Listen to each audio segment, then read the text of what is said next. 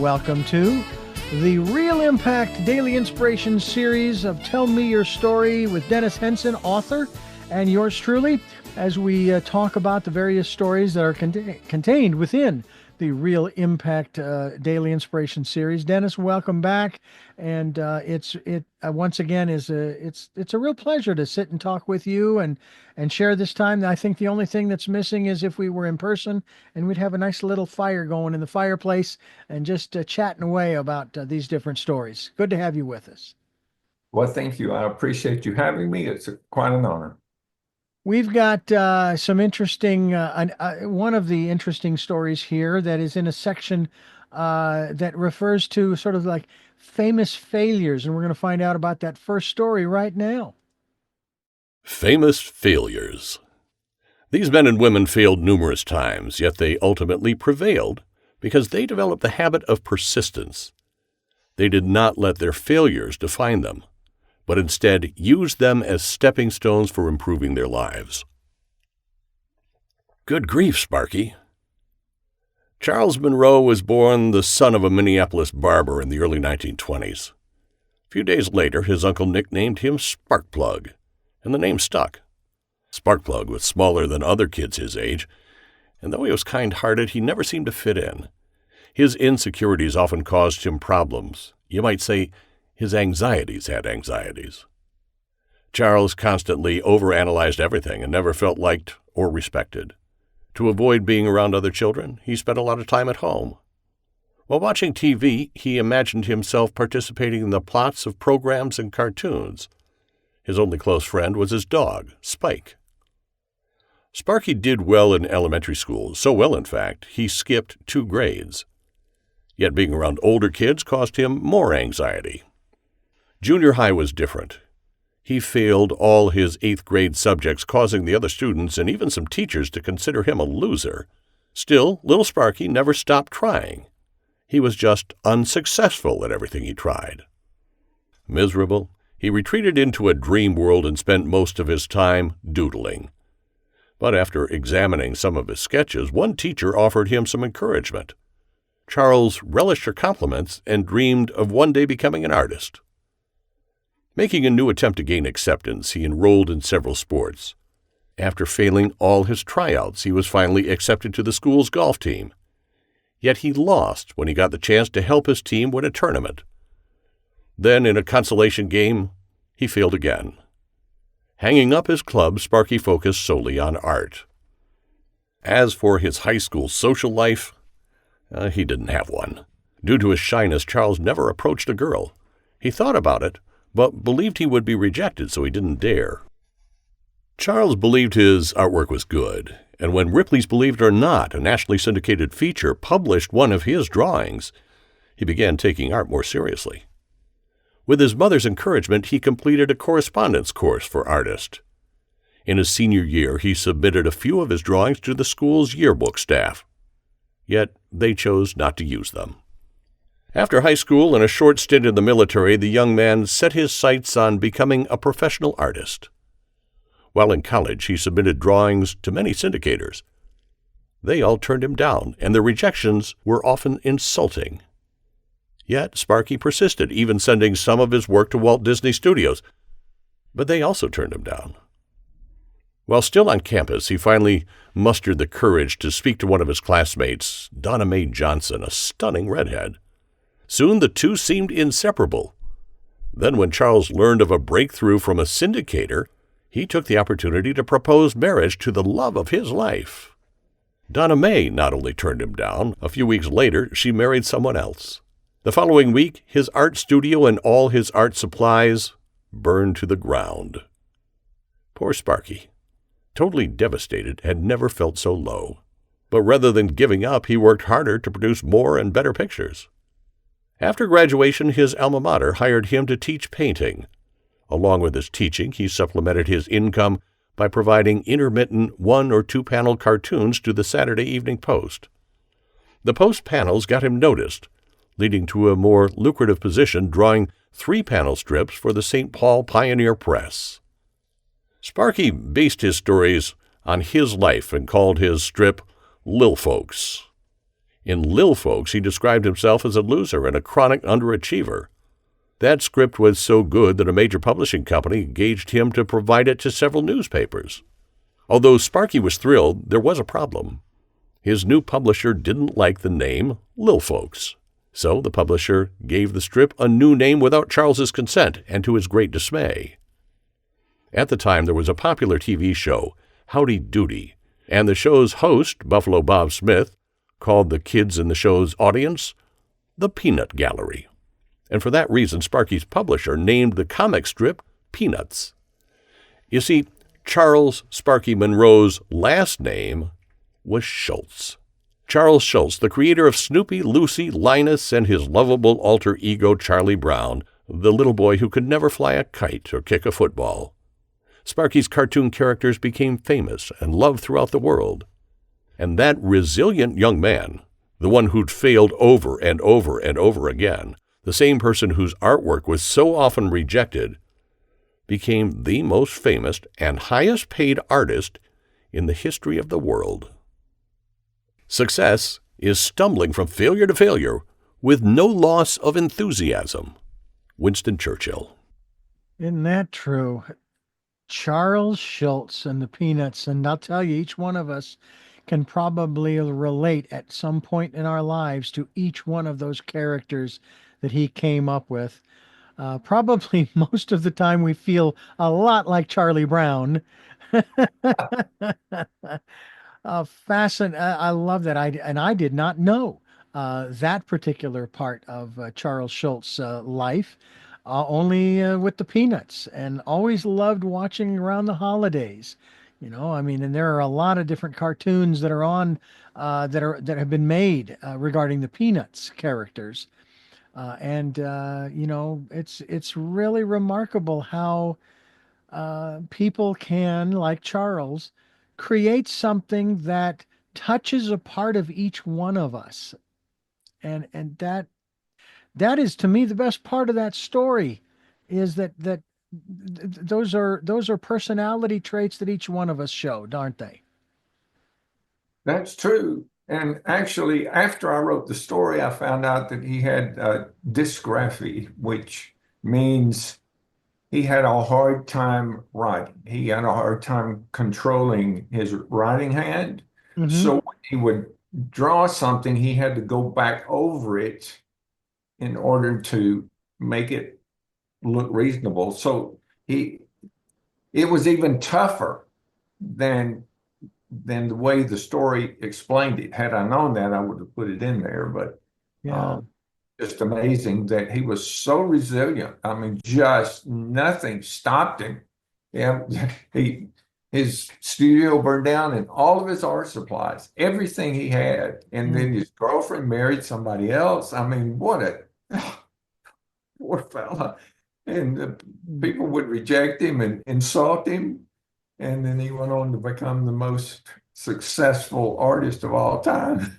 It is truly amazing, truly amazing.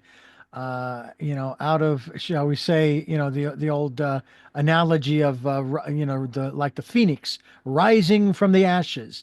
And when you think about being rejected multiple times by women for, whether it's a proposal to marriage or going to the prom or just going on a date, you feel like, there goes my whole world up in flames. And literally in his case, but he came out of those ashes when he lost all of his art supplies and really became something.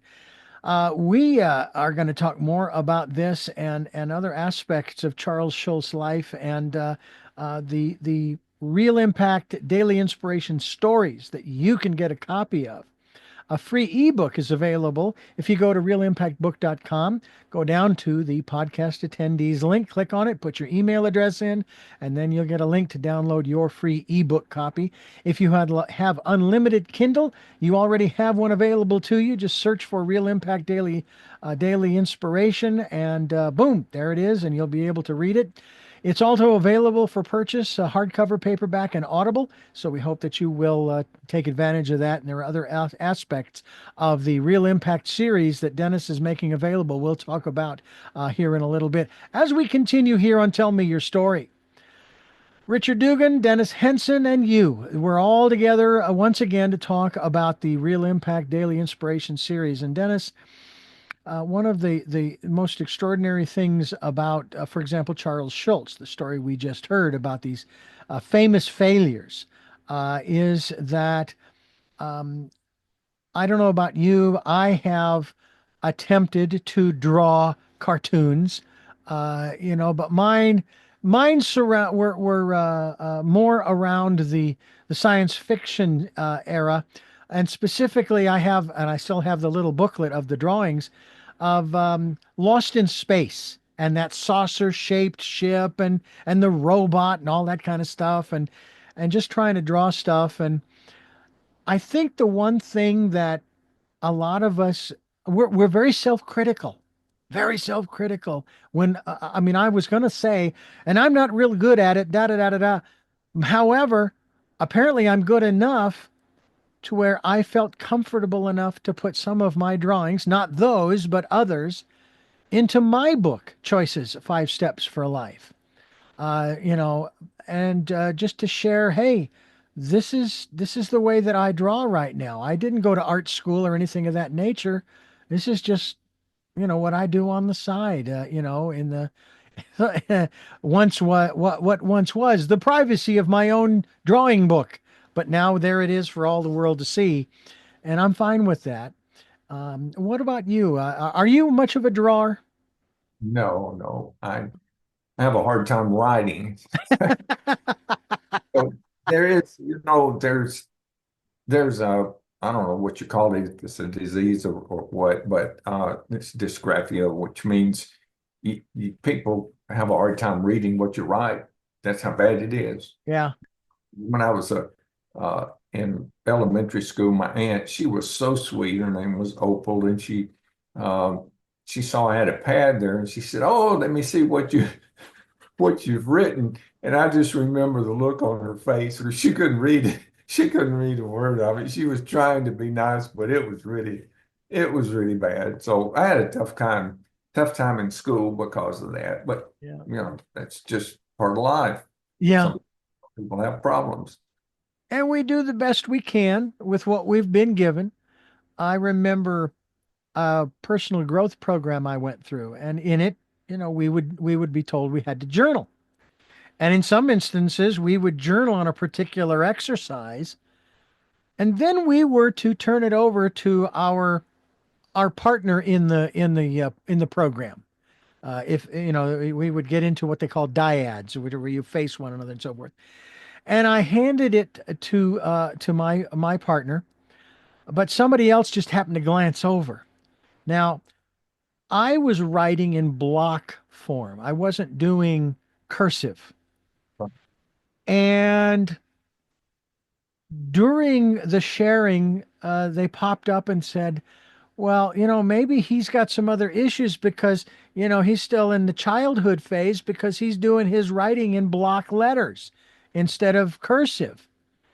Well, of course, the facilitators did not cotton to that. They said, "Look, the way he writes is the way he writes, and the way you write is the way you write." And there should be no judgment as to the way in which we express ourselves in that regard. Well, I will tell you that on the one hand, I should have become a doctor just because of my cursive handwriting, because people had difficulty reading my stuff. Okay. But at the same time, I still made the effort. I still worked on the whole cursive thing. And I know here in California, I don't know about where you are in Arlington, but in Virginia, but I know that in California, they're bringing back teaching cursive or longhand, as they call it. Because people, quite honestly, we need to know, we don't want to lose that. I mean, so, all right, great. You can use your thumbs to text and everything. Great. I cannot use my thumbs to text, Dennis. I cannot do it. But I can write in cursive, but I slowed down. That was my issue more than anything else is I was trying to write too fast. But it is interesting. My mother has the most beautiful handwriting, just gorgeous, which I have difficulty reading sometimes. But my wife doesn't. She'll pick it up, even with her dyslexia. She will pick it up. She can read it, you know? So I think that we need to give ourselves some credit for our attempts, and then if we feel it doesn't measure up, then we can work on improving it and moving forward. And I think that's the beautiful thing about a lot of these stories, especially this one with Charles Schulz. He didn't give up. And again, it was another one of those. He knew what he wanted. That was Right. the, yeah.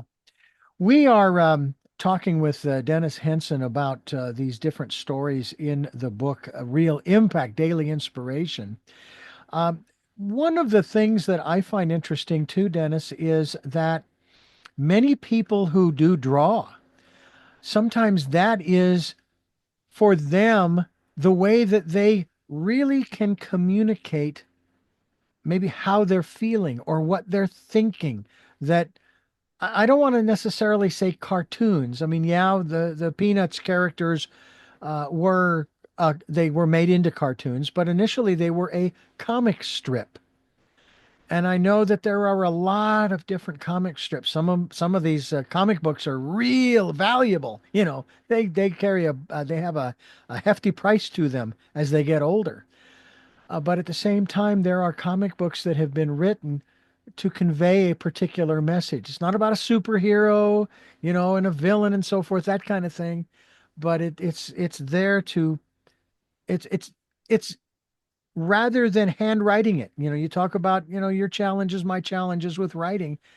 Well, maybe drawing is the way to go too for some. You go ahead and draw it out. Show me some pictures of what you're thinking, what you're feeling, and so forth.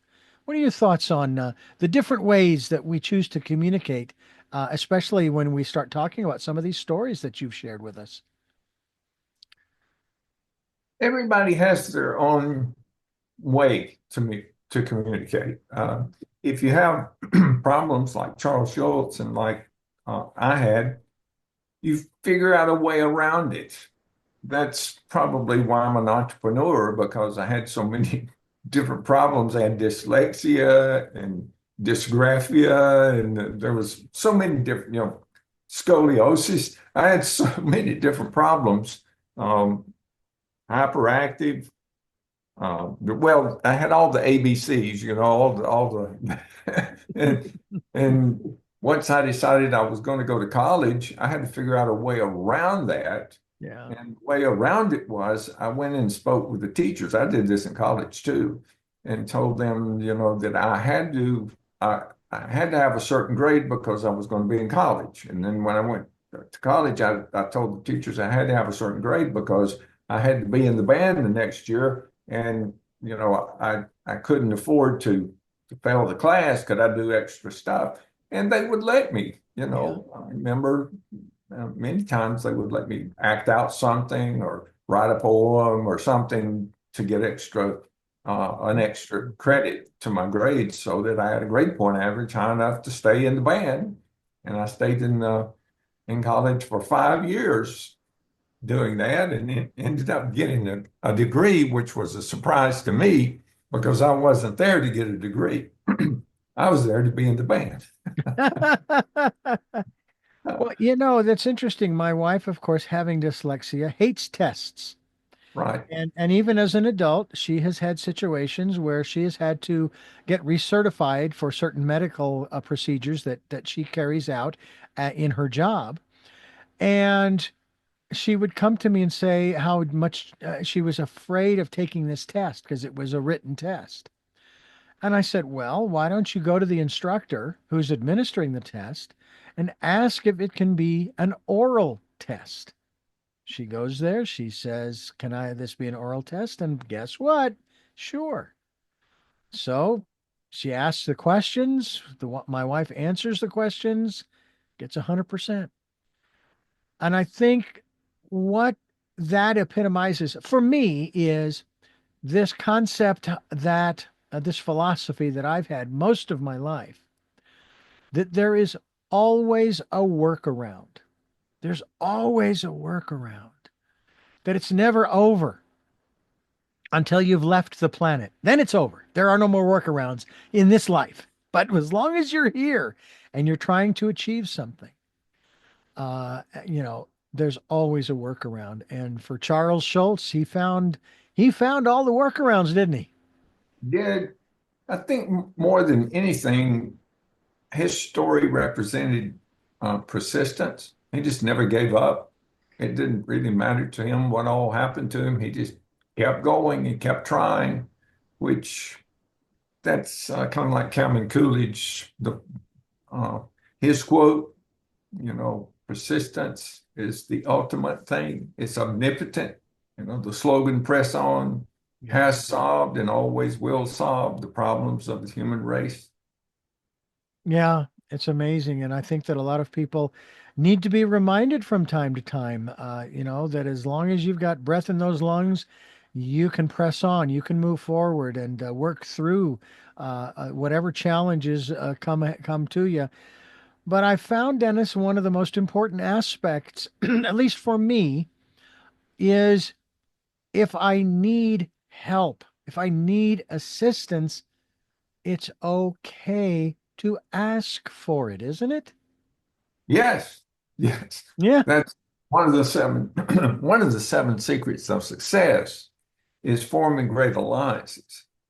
So the mastermind and finding people that know more about what you want to do than you do and learn from them and have them help you.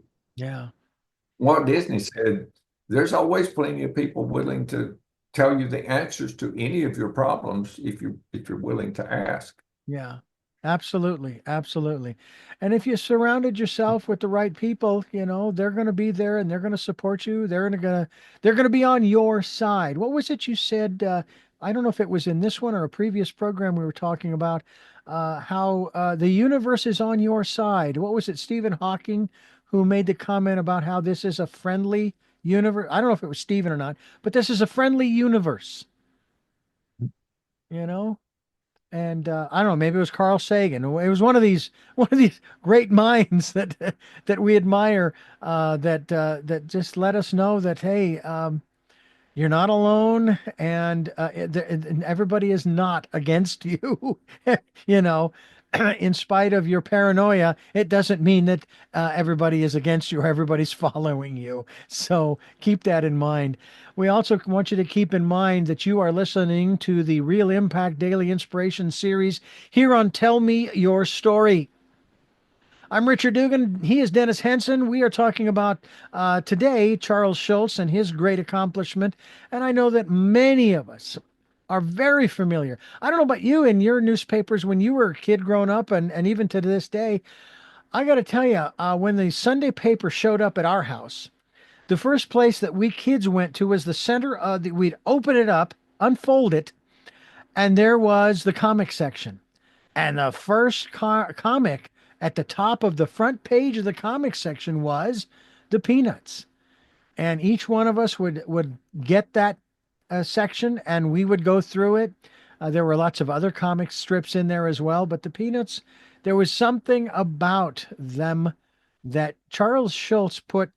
It almost seems like he put more than life into those characters. They were so wonderful.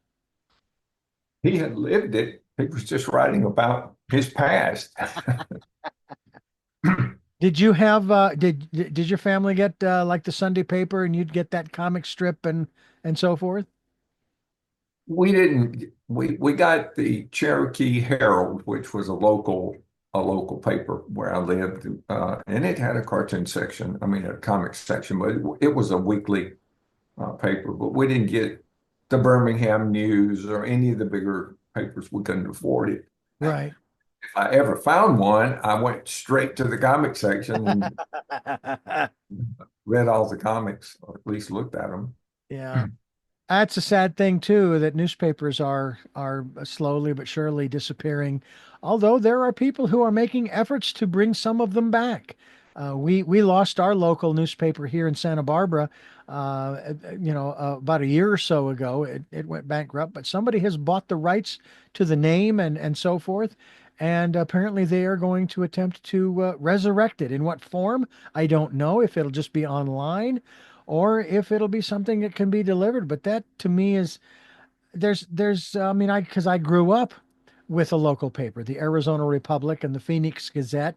A Sunday paper was the Arizona Republic. I delivered those newspapers, and I had a great time. That was, I tell people that if there was ever a job, if it were still available, that would be one I'd go back to because you worked your own hours, you were outdoors all the time, and you got to meet some really cool people in terms of the customers that you had who subscribed to the paper. And that was wonderful. So for me, the newspaper holds a near and dear spot in my heart in that regard. I'm wondering about this aspect of your writing, and I would venture today you don't necessarily write longhand or what have you. You do it on the computer, correct? I have an app that I talk into and it writes it out. And then I have another app that reads it back to me. Oh, I love that. I love And that. then I put it in AI and say, correct all of the punctuation and spelling errors. And then I put it in the book. And that's a good plan. It works out very well. Oh, absolutely. It saves you a lot of time and strain as well, because having to go back and read something. I mean, I edited my own book and I have now thought better of that. And then next time, the next book I write, I will have somebody else proofread it, and edit it in that regard. But I know that you mentioned AI. I know that's a subject that is of concern to some folks. I'm trying to put it into perspective. I know that eventually I will acquiesce and start utilizing AI here and there in what I do without fear.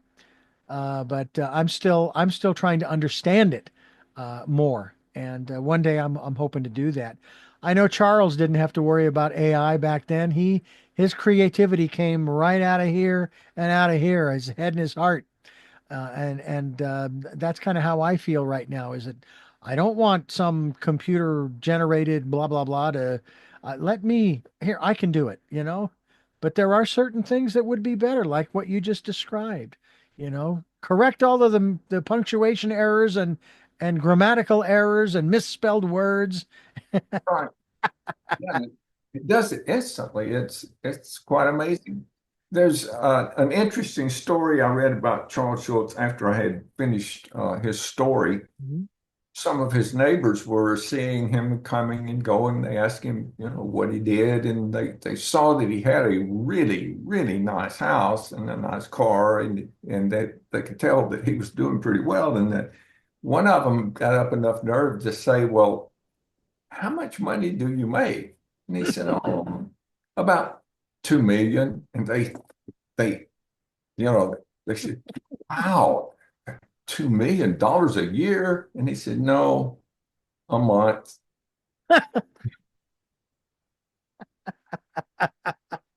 Wow. Wow. But he was in every newspaper in the world, Well, yeah. So he was getting checks from all kinds and then they put him on TV and did a movie. So he was quite successful, quite successful. Yeah. And I have to wonder, I mean, again, I understand the title, of the famous failures, because when you refer to the failure aspect, it was early on. That was early on in their career, in their endeavor, and so forth, that many people would consider to be that period of failure. But the thing is as long, like I said earlier, as long as you have breath in your lungs, you keep persevering, you keep pushing forward. And like the story of Charles Schultz, he pushed on through those failures to become an incredible success. When when you were researching about him, was there any information about he and how he perceived himself over this period of time? Did he think of himself as a success following those rough periods prior? Well, he never thought of himself as a success when he was growing up. You Mhm. know, he had a inferiority complex, but I'm sure after he started being super successful and having money just coming in from hundreds and hundreds of checks from every newspaper there was, I, I imagine that he changed some. I mean, it would tend to change you. Yeah, yeah, it absolutely would. I know that when I look back on my brief 65, almost 65 years on the planet, I think about all of these different aspects, comparing myself, let's say, to the life and times of a Charles Schultz. And I'm sure that when he was alive and going through these, yeah, there was that sort of down feeling of, I failed, I lost all my art supplies in a fire and on and on and on. But today I have the perspective that all of these things that happen, even if we don't fully understand the reason, there's sort of this cumulative effect similar to you've seen the people who set up these dominoes and then they hit the first one and the rest of them start to fall. And when it Yes, gets to the end, it creates this incredible piece of art, if you will, or this event takes place at the end of the domino line. And that's kind of how I look at it. I don't know that I would call them failures as much as, oh, those are just parts of the process along the way. that's And right. And I know that that's part of the inspiration that you are trying to share through Yes. Real Impact. In Real Impact 2, there's a story of the bamboo shoot. And I don't know if you have heard it before, but if you plant a bamboo shoot, for the first year, nothing happens. I mean, the ground is not disturbed. And the Mhm. second year, nothing. You know, and you continue to water, fertilize, or whatever you're going to do. And the third year, nothing. The fourth year, nothing. The fifth year, nothing. The sixth year, nothing. Seventh year, nothing. The eighth year, a little sprout shows through the ground. 90 days later, it's 50 feet tall. Wow. Yeah. So, you know, that's how I see my life. Hmm. That's how I see. I'm a bamboo shoot. You know, I'm when all everything's dark and everything seems bad. I'm just in the ground waiting, waiting for the light to shine, and I'm going. You know, that's and there's a lot of people like that unless they quit. You know, if you quit, you're never going to. You know, that's never going to happen for you. So there's a lot to be said for persistence. Absolutely. And we persist here on Tell Me Your Story, moving forward through each one of these wonderful programs, talking about the different stories that are within the pages of Real Impact Daily Inspiration. And we certainly hope you'll get your copy. I'll tell you how in a moment. Tell me your story, Real Impact Daily Inspiration. How can you get your copy of Real Impact? Well, you go to realimpactbook.com and go down to the bottom of the book of the page, click on the podcast attendees link, and then put your email in the appropriate field and send it, and you'll be sent a link to download your ebook. And then you can also get a free copy of the ebook if you have unlimited Kindle. You can also purchase a hardcover, paperback, or Audible version. I have a paperback and Audible version. Getting very close here, Dennis. Probably in the next couple of weeks to purchasing my hardcover copy of Real Impact. I'm looking forward to having that not just in my library in the shelves there. Doesn't do any good if it's just in the shelves, folks. Taking it out and every once in a while open that up, even though I have the Audible. Sometimes there's a greater impact, isn't there? Don't you think?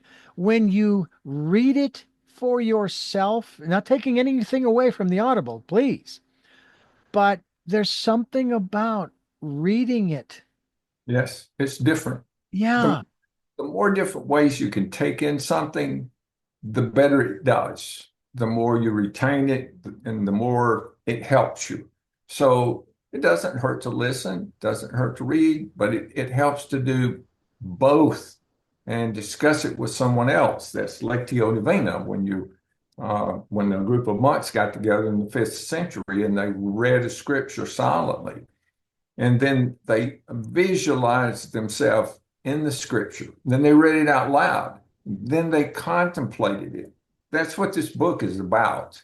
It's not about reading the book straight through. You'd probably get bored. It's not meant to be that way. You Right. read until something really, really moves you, and then you contemplate that. And then you do the same thing the next day. And the book should last you forever. You should never finish reading the book because you're not going to ever read it straight through.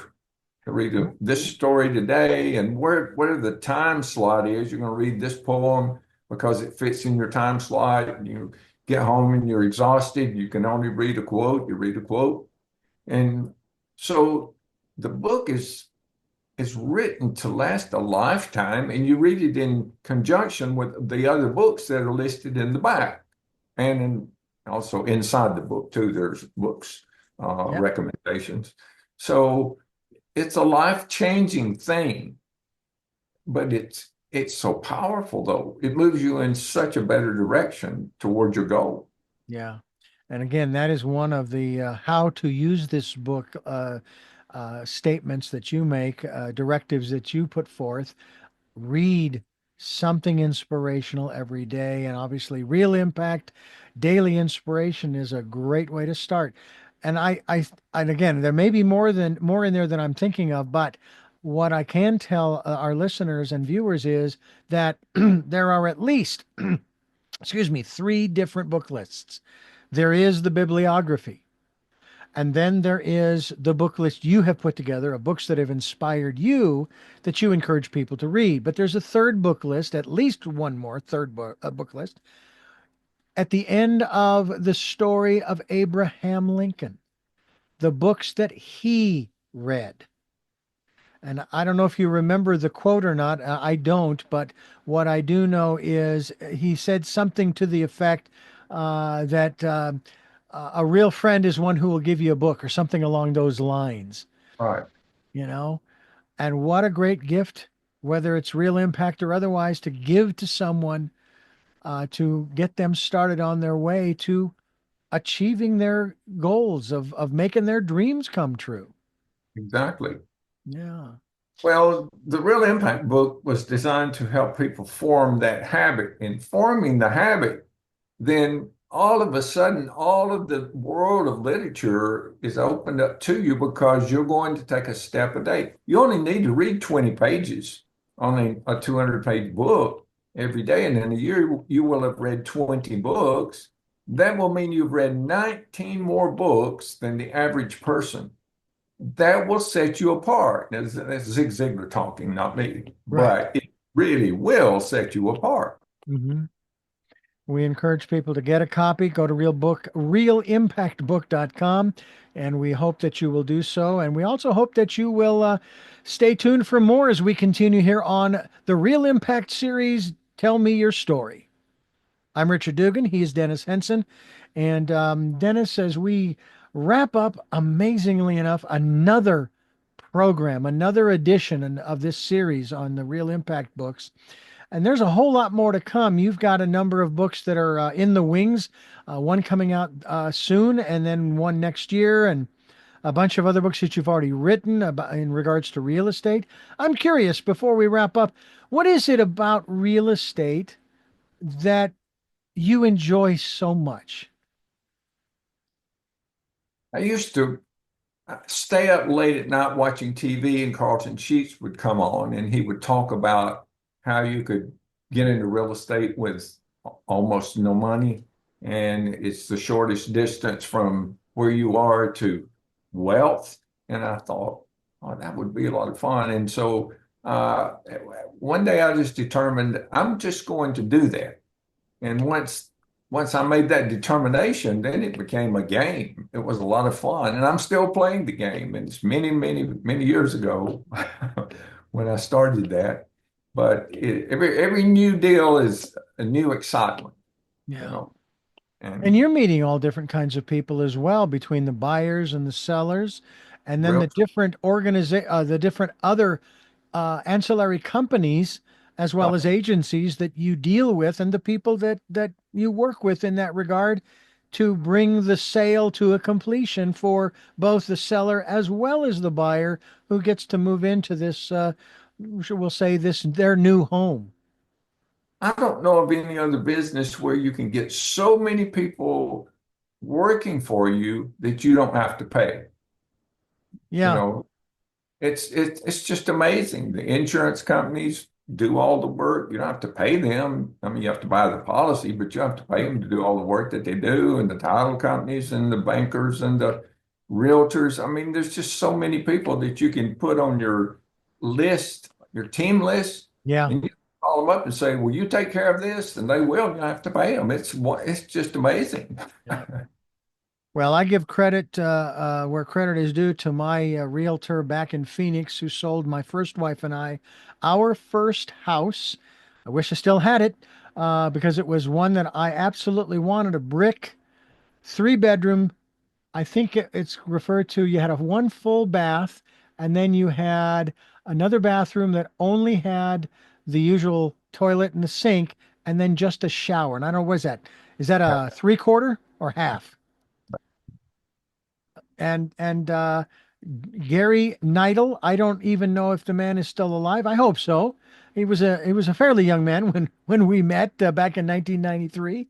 But he was there right up to the day of closing. Didn't have any insurance for some reason. The company I was dealing with forgot, and he said, "Don't worry, we at the title company, they've got we've got insurance that'll cover. You can change it out in a year. It's a little bit more expensive. It's okay though. It's not going to break you." And he just was there helping us all the way along the path. So it's wonderful to be working with folks such as yourself when it comes time to buy that place that we want to turn into our home. It's a house that becomes a home. Well, Dennis, I want to give you some final words on Charles Schulz and perseverance and pushing on through. Well, I think Charles is like all of the other people in the book. He met all of the characteristics of the seven secrets. He had his mind right. He saw wisdom. He developed skills, took massive action, formed alliances with the newspapers. And the number one thing was he was persistent.